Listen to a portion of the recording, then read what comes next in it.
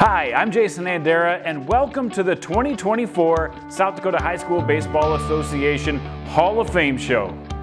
The South Dakota High School Baseball Association has a long, rich history of developing talented athletes and producing exciting games for fans to enjoy. And for the 5th year, the SDHSBA is proud to announce a brand new class of Hall of Famers. We'll induct 7 new players, a coach, a contributor, an umpire, and a team to make up this exceptional class of Hall of Famers. Let's get started introducing you to the inductees of the 2024 South Dakota High School Baseball Association Hall of Fame class.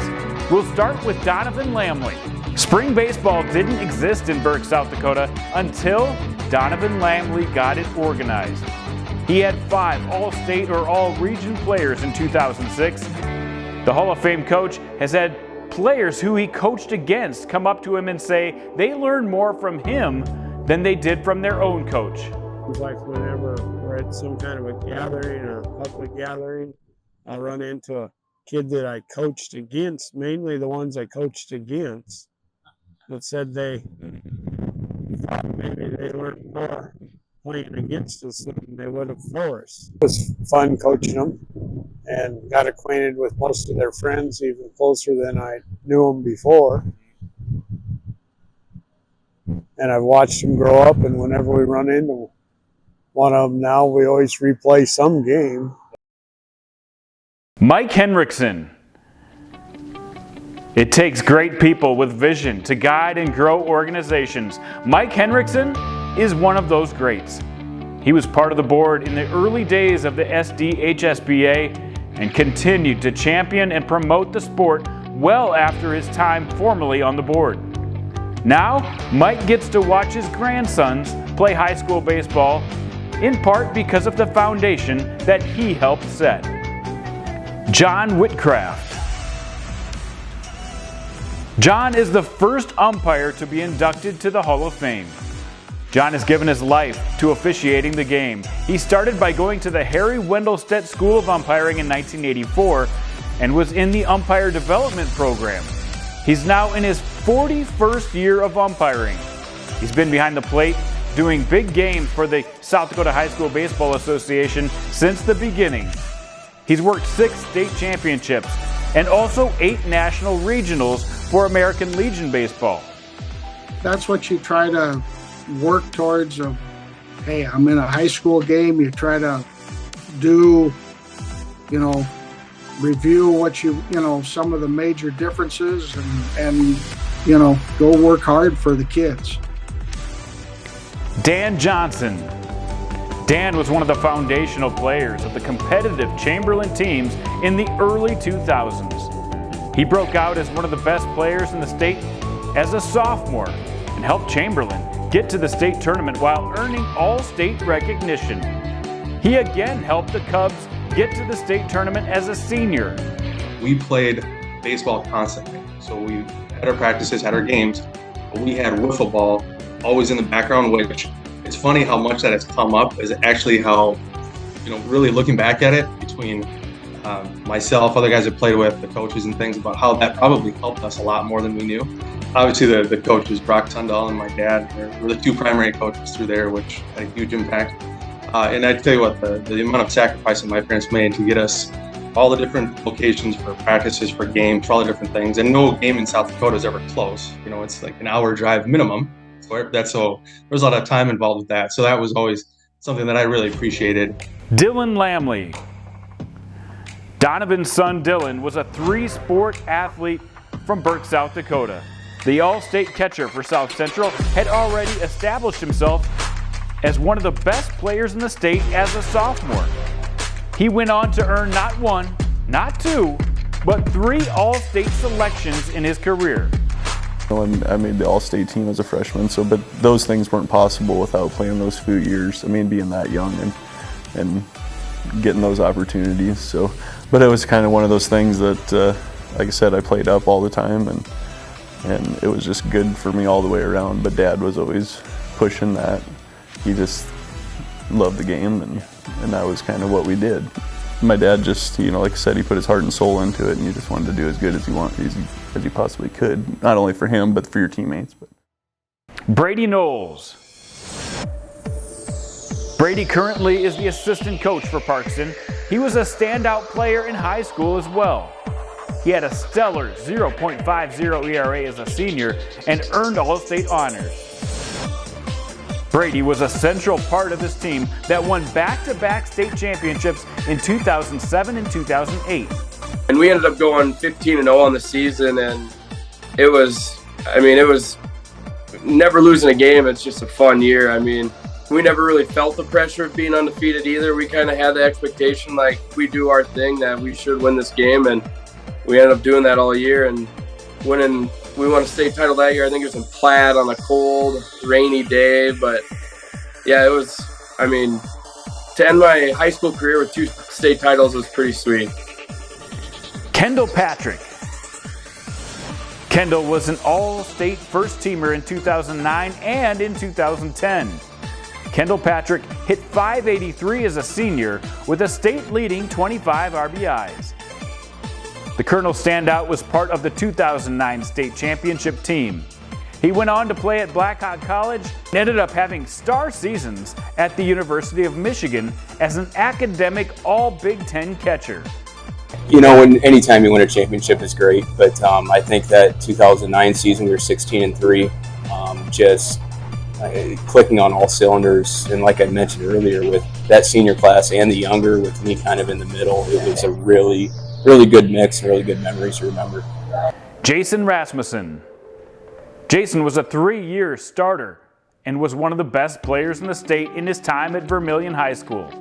He earned All-State honors at shortstop for the Tanagers in 2010 while hitting .439 as a senior and had 7 extra base hits in just 12 games. He also had a reputation as one of the best defensive players in the state. Just a lot of that team camaraderie, a lot of great friendships. Still to this day, if I run into individuals, hey, we think back and all those great memories we had as a team. Every time, we were coached well all the way up through that time, and anytime we stepped onto the field, we expected to win, we expected to compete. That was kind of, ingrained in us from the get-go. It all starts with my parents, Rick Rasmussen, Kay Rasmussen, specifically my dad. My dad, loved the game of baseball, got me into the game of baseball, and it was one of those things, even after practice, I would wait for him to come home and, hey, let's, go play catch, or let's go up to the field and take some more ground balls and hit. So very thankful for, them always being there for me. Sam McMacken. Sam was one of the most feared hitters in the Brookings Bobcats lineup in his time in high school. He helped his team to back-to-back state championships in 2015 and 16. The 2-time All-Stater hit 10 home runs and nearly 30 extra base hits in those 2 seasons.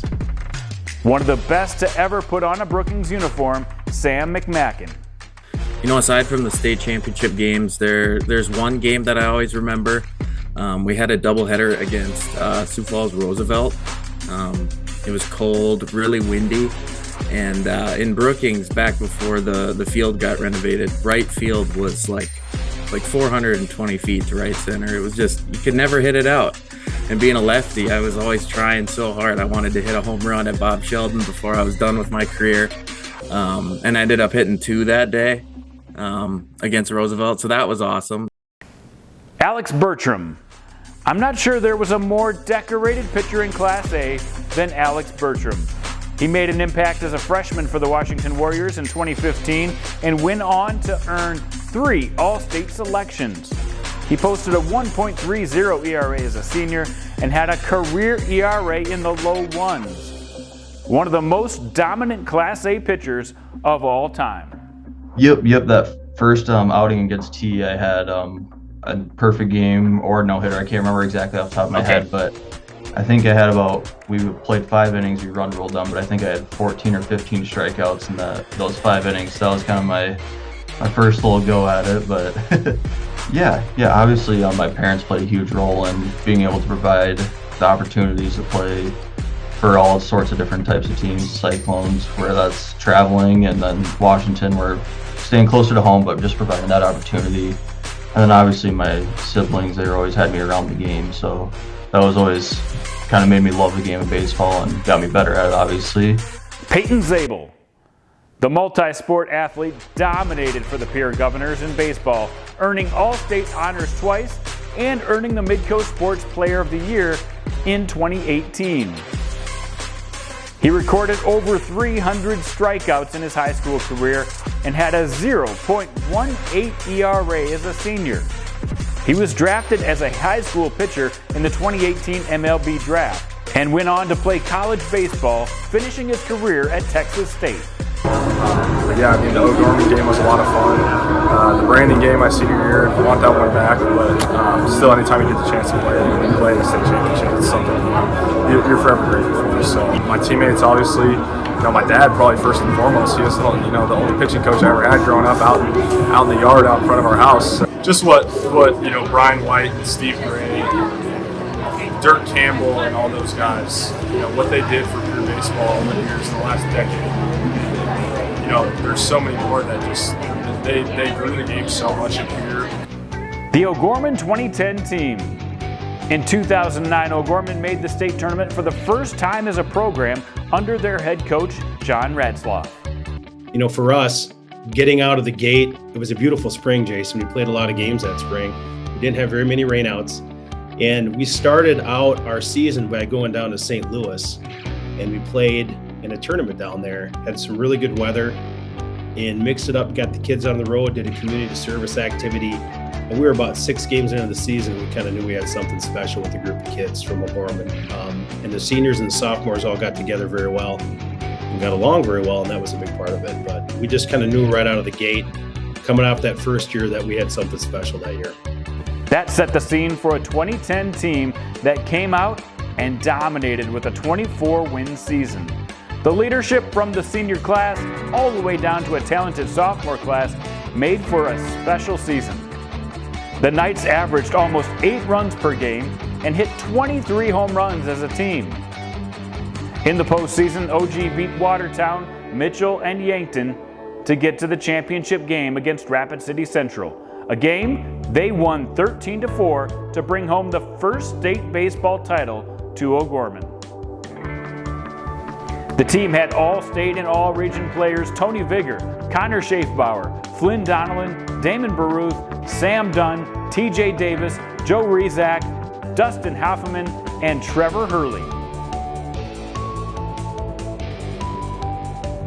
That'll do it for this exceptional class of 2024 Hall of Famers. Congratulations to each and every one of you on this list, and thank you to the South Dakota High School Baseball Association for making this possible. We'll see you next year.